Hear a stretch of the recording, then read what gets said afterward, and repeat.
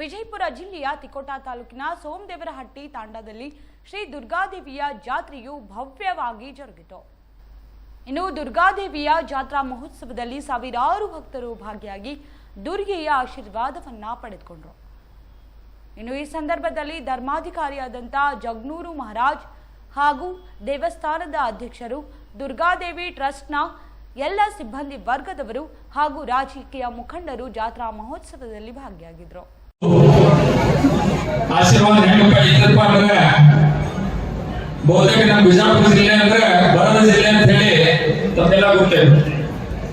ಬರದ ಜಿಲ್ಲೆ ನಿಮ್ಮತ್ತಿಂದಲ್ಲ, ಬ್ರಿಟಿಷರಿದ್ದಾಗಲೇ ಬಿಜಾಪುರ ಜಿಲ್ಲೆ ಬರಗಾಲ ಜಿಲ್ಲೆ ಅಂತ ಹೇಳಿ ಘೋಷಣೆ ಮಾಡಿದ್ರು. Bijapur is a droughty area is been decided by Britishers 76 years back. Till date in India there were two districts. They were drought districts. One is Rajasthan, Jaisalmer, next is Bijapur district. We didn't have a single drop of water to drink. पानी का इतना problem था यहाँ पे. बीजापुर जिला मतलब बरदा जिले, बरदा एक कन्नड़ा is a drought.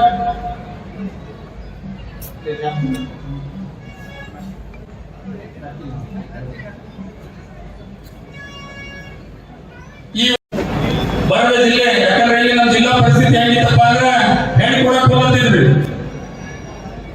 ಹೆಣ್ಣು ಕೊಡಕ್ ಬೇರೆ ಜಿಲ್ಲಾದವ್ರು, ಮಹಾರಾಷ್ಟ್ರದವರು, ಅಲ್ಲಿ ಹೋಗಿ ಈ ಕಡೆ ಬೇರೆ ಜಿಲ್ಲಾದವ್ರು ಹೆಣ್ಣು ಕೊಡಕ್ ಹೋಗ್ತಿದ್ರು. ಯಾಕಪ್ಪ ಅಂದ್ರೆ ನಿಮ್ ಜಿಲ್ಲಾದಾಗ ಊರಾಗ ಕೊಡಕ್ ನೀರಿಲ್ಲ, ನಾವು ನಮ್ಮ ಮಕ್ಕಳನ್ನ ಕೊಡ್ತೇವೆ, ಹೆಣ್ಣು ಕೇಳು, ನಾವು ಕಿಲೋಮೀಟರ್ ಗಟ್ಟಲೆ ನೀರು ತರಕ್ಕೆ ಕಳ್ಸೋದು ಕೊಡೋ ವರ್ಷ ಅಂತ ಹೇಳಿ ಹೋಗ್ತಿದ್ರು.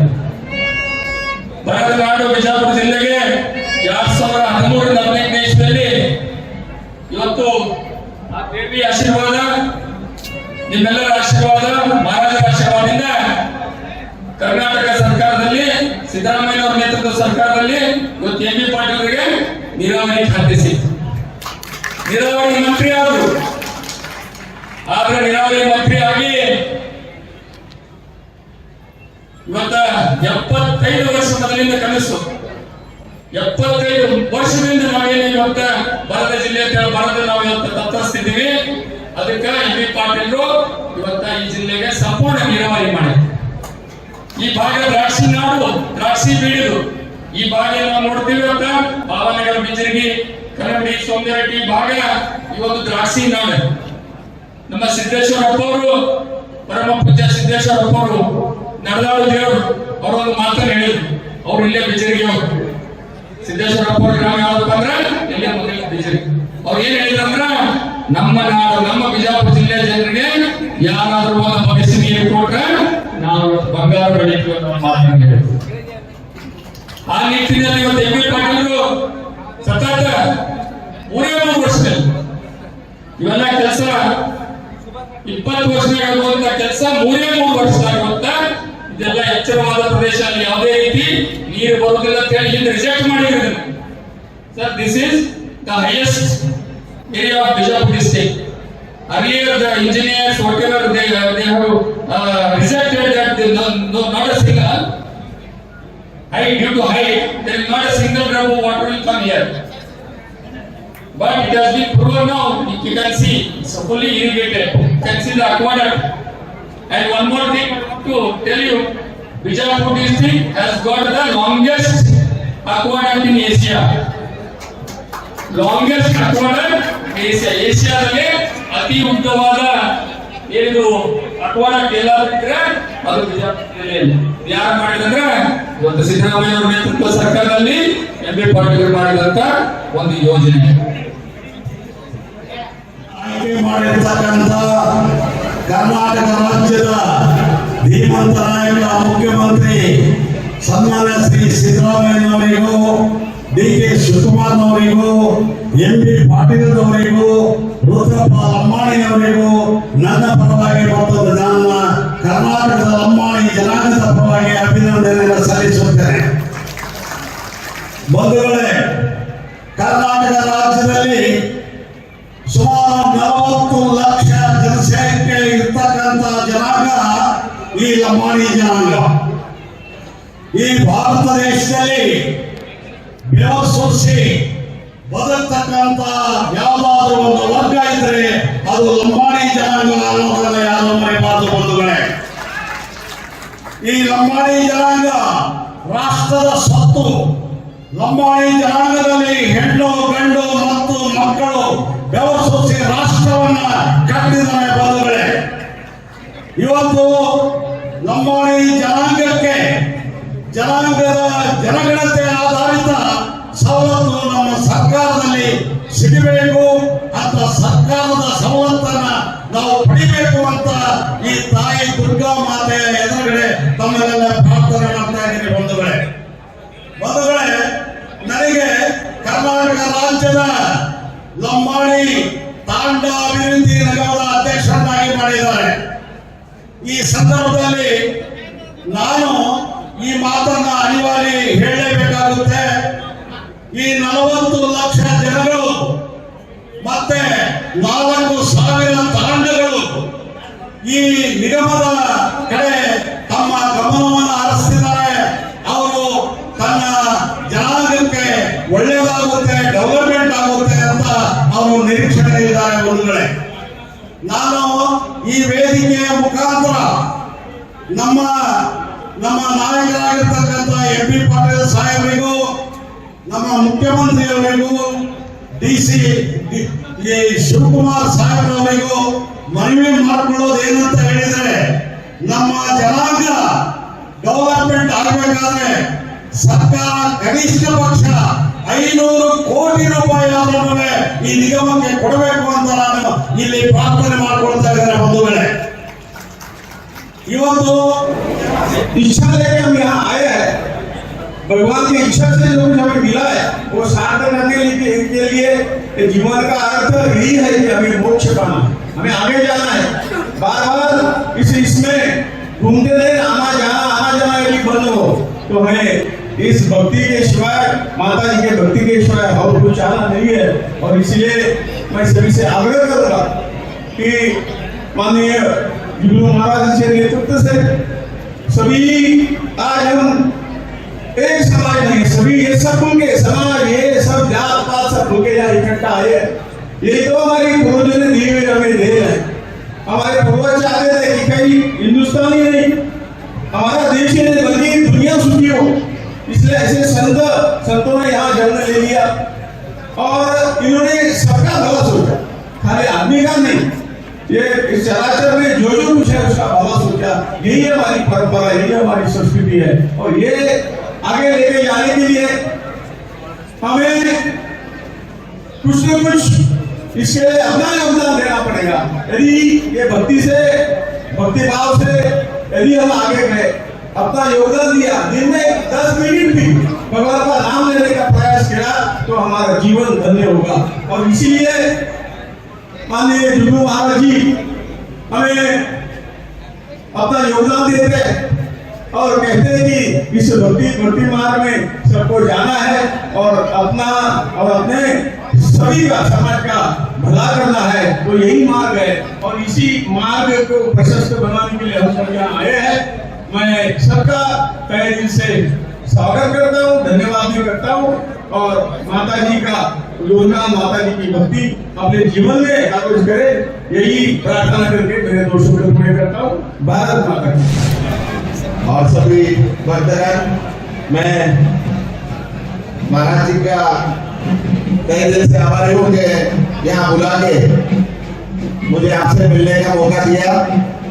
उनके आशीर्वाद से मैं पहले बम्बई में एमएलए बना, फिर 2004 में एमएलए बना, 2009 में मुंबई से नॉर्थ ईस्ट मुंबई से मेंबर ऑफ पार्लियामेंट बना और फिर इस बार लोगों की सेवा करने के लिए वाराणसी में मुझे वापस एक बार मेंबर ऑफ पार्लियामेंट बनाया है। आप सब लोगों का आप सब लोग के कोई ना कोई मुंबई में रहते हैं, मुंबई से आप सब लोग जुड़े हुए हैं, महाराष्ट्र से सब लोग जुड़े हुए हैं। मेरे लिए मुंबई में, महाराष्ट्र में किसी भी तरह का काम होगा तो मैं भी आप इसी जगह से जुड़ा हूँ और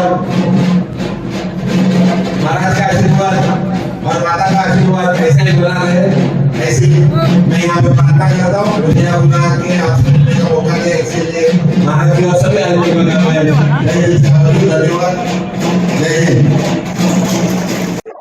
ಪ್ರತಿ ವರ್ಷ ನಾವು ಸುಮಾರು 10 ವರ್ಷಗಳಿಂದ ದುರ್ಗಾದೇವಿಯ ದರ್ಶನಕ್ಕೆ ಬರ್ತಾ ಇದ್ದೇವೆ.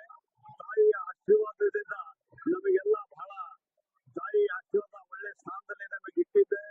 ನಮ್ಮ ಮಕ್ಕಳಿಗಾಗಲಿ, ನಮಗಾಗಲಿ, ನಮ್ಮ ತಂದೆ ತಾಯಿಗಾಗಲಿ, ನಮ್ಮ ಬಂಧುಗಳಿಗಾಗಲಿ ಎಲ್ಲರಿಗೂ ಆಶೀರ್ವಾದ ತಾಯಿ ಇದ್ದಿರೋದ್ರಿಂದ ಎಲ್ಲರೂ ಬಹಳ ಸಂತೃಪ್ತಿಯಿಂದ ಇದ್ದೇವೆ.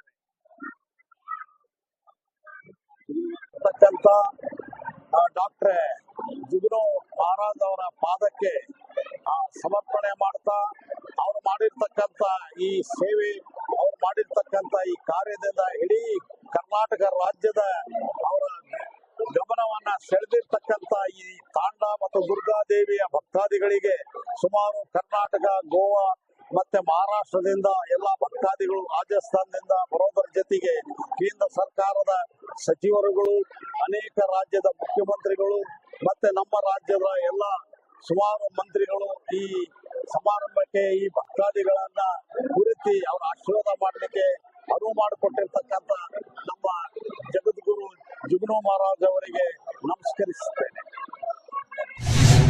ಸರ್ವಮಂಗಲ ಮಾಂಗಲ್ಯ ಶಿವೆ ಸರ್ವಾರ್ಥ ಸಾಧಿಕೆ ಶರಣೆ ತ್ರ್ಯಂಬಕೆ ಗೌರಿ ನಾರಾಯಣ ನಮಸ್ತೆ. ದುರ್ಗಾದೇವಿ ಮಾತೆಯ ಶಕ್ತಿ ಸ್ಥಾನ, ಶಕ್ತಿ ಪೀಠ ಸೋಮಗಿರಟ್ಟಿಯಲ್ಲಿ ಇವತ್ತು ಅತ್ಯಂತ ಭಕ್ತಿ ಭಾವದಿಂದ ಅತ್ಯಂತ ಭವ್ಯವಾಗಿ ಜಾತ್ರಾ ಮಹೋತ್ಸವ ಜರುಗ್ತಾ ಇದೆ.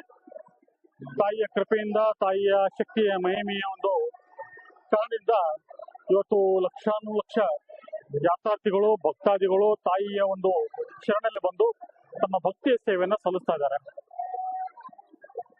ವಿಶೇಷವಾಗಿ ದುರ್ಗಾ ಮಾತೆ ದೇವಸ್ಥಾನ ಸೋಮಗಿರಟ್ಟಿ ಇಲ್ಲಿ ಧರ್ಮಾಧಿಕಾರಿಗಳಂತಹ ಪರಮ ಪೂಜ್ಯ ಶ್ರೀ ಜಗನು ಮಹಾರಾಜರ ನೇತೃತ್ವದಲ್ಲಿ ಅವರು ಧರ್ಮಾಧಿಕಾರತ್ವವನ್ನು ವಹಿಸಿಕೊಂಡ ನಂತರ ಅತ್ಯಂತ ವೈಭವೋಪೇತವಾಗಿ ಈ ಜಾತ್ರಾ ಮಹೋತ್ಸವ ಜರುಗ್ತಾ ಇದೆ. ತಾಯಿಯ ಕೃಪೆಗೆ ಪಾತ್ರರಂತಹ ಲಕ್ಷಾನುಲಕ್ಷ ಭಕ್ತಾದಿಗಳು ಇವತ್ತು ಗೋವೆ, ಮಹಾರಾಷ್ಟ್ರ, ತೆಲಂಗಾಣ, ಆಂಧ್ರ, ಕರ್ನಾಟಕ ಹಾಗೂ ದೇಶದ ಅನ್ಯ ಮೂಲೆಗಳಿಂದ ಕೂಡ ಇವತ್ತು ಸಾಗರೋಪಾದಿಯಲ್ಲಿ ಇವತ್ತು ಸೋಮಗಿರಟ್ಟಿ ತಾಂಡಾಕ್ಕೆ ಬಂದು ತಾಯಿಯ ಒಂದು ದರ್ಶನ ಪಡೆದು ಪುನೀತರಾಗ್ತಾ ಇದ್ದಾರೆ. ಇವತ್ತು ಮೊದಲನೇದಾಗಿ ಎಲ್ಲ ಸಮಸ್ತ ನಾಡಿನ ಜನತೆಗೆ ಧನ್ಯವಾದಗಳು ತಿಳಿಸುತ್ತಾ, ಯಾಕಪ್ಪ ಅಂದ್ರ ನಮ್ಮ ದುರ್ಗಾದೇವಿ ಜಾತ್ರೆಗೇನ ಬಂದಿದ್ದಾರೆ ನಮ್ಮ ಎಲ್ಲ ಗಣ್ಯ ವ್ಯಕ್ತಿಗಳಿಗೆ ಎಲ್ಲರಿಗೂ ಧನ್ಯವಾದಗಳು ಸಲ್ಲಿಸ್ತೀನಿ. ನಮ್ಮ ಜಗನು ಮಹಾರಾಜರ ಪ್ರತಿ ವರ್ಷದಂತೆ ಈ ವರ್ಷ ಕೂಡ ಅವರ ಜಾತ್ರೆ ಮಾಡ್ತಾ ಇದ್ದಾರೆ. ಅದ ಸಾಕಷ್ಟು ಲಕ್ಷಾಂತರ ಜನ ಇಲ್ಲಿ ಬಂದಿದ್ದಾರೆ. ಎದಕ್ ಬಂದಾರಪ್ಪ ಅಂದ್ರ ಅವ್ರೀಗ ಈ ದೇವಿ ಏನ, ಆ ದೇವಿ ಶಕ್ತಿ ಏನದ ಅನ್ನೋದು ಅವರು ತಿಳ್ಕೊಂಡ್ ಅವ್ರ ಏನ್ ಅನುಭವಿಸಿ ನೋಡ್ಕೊಂಡು ಅವ್ರ ಏನ್ ಬಂದಿದಾರ, ಅವ್ರಿಗೆ ಆ ದೇವಿ ಅವ್ರ ಎಲ್ಲಾರು ಕೃಪೆ ಸದಾ ಹಿಂಗೆ ಇರ್ಲಿ ಅಂತೇಳಿ ನಾ ಆ ತಾಯಿ ಕಡೆ ಬಿಡ್ಕೋತೇನೆ. ಯಾಕಪ್ಪ ಅಂದ್ರ ನಮ್ಮ ಜಗನು ಮಹಾರಾಜರ ಕಡೆ ಏನ್ ಬಂದಾರ, ನಮ್ಮ ಸಮಾಜದ ಎಲ್ಲ ನಮ್ಮ ತಾಯಿಯರು, ನಮ್ಮ ಅಕ್ಕ ತಂಗಿಯರು ಎಲ್ಲಾರು ಏನ್ ಬಂದಾರ, ನಮ್ಮ ಸಮಾಜದ ಗುರುಯರು, ಒಂದೇ ಸಮಾಜದಿಲ್ಲ ಎಲ್ಲಾ ಸಮಾಜದವರು ಪ್ರತಿಯೊಬ್ಬರು ಇಲ್ಲ ಇವತ್ತು ಏನ ನಮ್ಮ ದುರ್ಗಾದೇವಿ ತಾಯಿ ಆಶೀರ್ವಾದ ಪಡ್ಕೊಂಡು ಹೋಗ್ಯಾರ. ಅವ್ರಿಗೆ ಒಳ್ಳೇದಾಗುತ್ತದ ಅಂತ ಹೇಳಿ ಅವ್ರ ಏನ್ ಬಂದ ಅವ್ರು ಆಶೀರ್ವಾದ ಪಡ ತಗೊಳಕ್ ಬಂದಾರ. ಅವ್ರ ಎಲ್ಲಾರು ಒಳ್ಳೇದಾಗ್ಲಿ ಅಂತ ಹೇಳಿ ಅವ್ರ ಎಲ್ಲರಿಗೂ ಧನ್ಯವಾದಗಳು ಸಲ್ಲಿಸ್ತೀನಿ. ಇಲ್ಲ, ವರ್ಷ ಜಾಸ್ತಿ ಆಗ್ತಾ ಇದೆ ಸರ್. ಮೊದಲೇ ವರ್ಷಕ್ಕಿಂತ ಈ ಸಲ ಡಬಲ್ ಆಗ್ಯದ ಸರ್ ಭಕ್ತರು. ಯಾಕಂದ್ರೆ ಇಲ್ಲಿ ಒಂದು ಪವಾಡ ಹೆಂಗದಪ್ಪ ಅಂದ್ರ ಈ ದುರ್ಗಾದೇವಿ ಹಾಗೂ ಶಿವಲಾಲದ ಏನ್ ಶಕ್ತಿ ಅದ, ಅದು ಶಕ್ತಿ ಬಹಳ ದೊಡ್ಡದ ಸರ್. ಅದು ಆದಿಶಕ್ತಿ ಇದು ಸರ್ ಶಕ್ತಿ. ಅದು ಪ್ರಕಾಶ್ ಬಾಳು ಚವ್ಹಾಣ, ಎಸ್ಸಿ ಮೋರ್ಚಾ ನಗರ ಮಂಡಲ ಅಧ್ಯಕ್ಷ, ವಿಜಯಪುರ.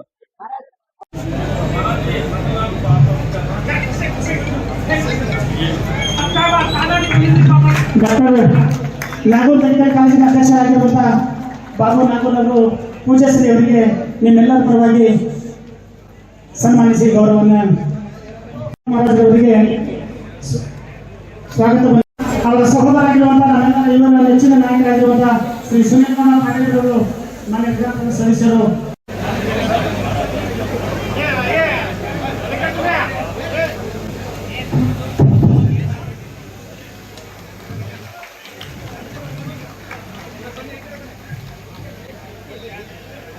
ಅವರಿಗೆ ಜ್ಯೋತಿಯನ್ನು ಬೆಳೆಸಿ ಸನ್ಮಾನಿಸಿದ ಶ್ರೀಪಾದ್ ನಾಯಕ್ ಅವರು, ಸನ್ಮಾನಿಸಿದ ಸುನೀಲ್ ಪಾಟೀಲ್ ಅವರು, ಮಾನ್ಯ ಮಂತ್ರಿಗಳು ಇದೀಗ ಈ ಕಾರ್ಯಕ್ರಮದಲ್ಲಿ ಆಗಮಿಸಿದ್ದಾರೆ. ಅಧ್ಯಕ್ಷರು IPS ಅಧಿಕಾರಿಗಳು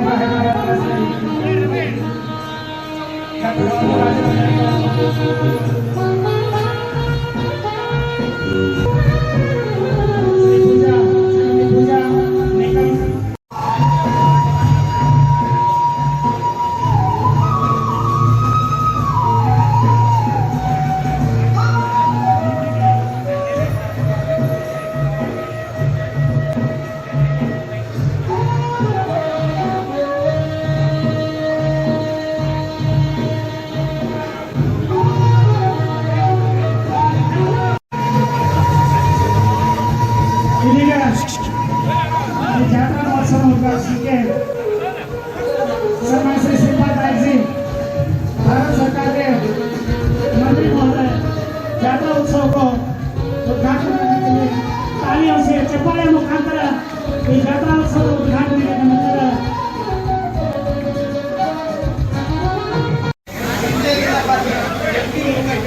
संजय दीना पाटिल MP मुंबई जो भी इस कार्यक्रम में पधारे हैं, उनको भी स्वागत करते हुए महाराज जी ಎಲ್ಲರೂ ಕರೆದ ಬಳಿಗೆ ವಿನಂತಿಯನ್ನು ಮಾಡ್ತಾ ಇದ್ದೀನಿ. ಸಹಕರಿಸಬೇಕು, ದಯಮಾಡಿ ಎಲ್ಲರೂ ಸಹಕರಿಸಲಿಕ್ಕೆ ಕಳಕಳಿ ವಿನಂತಿಯನ್ನು ಮಾಡ್ತಾ ಇದ್ದೀನಿ. ದಯವಿಟ್ಟು ಸಹಕರಿಸಬೇಕು ಎಲ್ಲರೂ.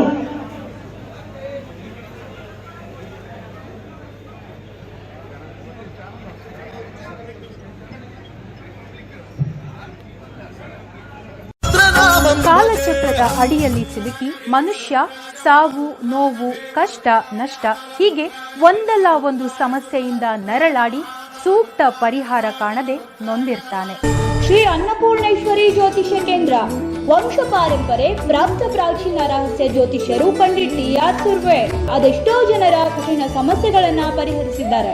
ಹೀಗೆ ಒಂದಲ್ಲ ಒಂದು ಸಮಸ್ಯೆಯಿಂದ ನರಳಾಡಿ ಸೂಕ್ತ ಪರಿಹಾರ ಕಾಣದೆ ನೊಂದಿರ್ತಾನೆ. ಗುರೂಜಿಯವರು ಪೂಜಾ ವಿಧಾನಗಳಿಂದ 100% ಪರಿಹಾರ ತಿಳಿಸುತ್ತಾರೆ. ಲೈಂಗಿಕ ಸಮಸ್ಯೆ, ಗಂಡ ಹೆಂಡತಿ ಸಮಸ್ಯೆ, ವಿದೇಶಿ ಪ್ರಯಾಣ, ವಶೀಕರಣ, ಡೈವೋರ್ಸ್, ಕೋರ್ಟ್ ಕೇಸ್ ಹೀಗೆ ನಿಮ್ಮ ಹಲವು ಸಮಸ್ಯೆಗಳಿಗೆ ಹೆಲ್ತ್ ಪ್ರಾಬ್ಲಮ್ ಇಂದ ತುಂಬಾನೇ ಡಿಪ್ರೆಸ್ ಆಗ್ಬಿಟ್ಟಿದ್ದೆ. ಎಲ್ಲಾದ್ರೂ ಹೋಗ್ಬೇಡ, ಏನಾದ್ರೂ ಮಾಡ್ಕೋಬೇಡ ಅನ್ನೋಷ್ಟು ಡಿಪ್ರೆಸ್ ಆಗ್ಬಿಟ್ಟಿದ್ದೆ.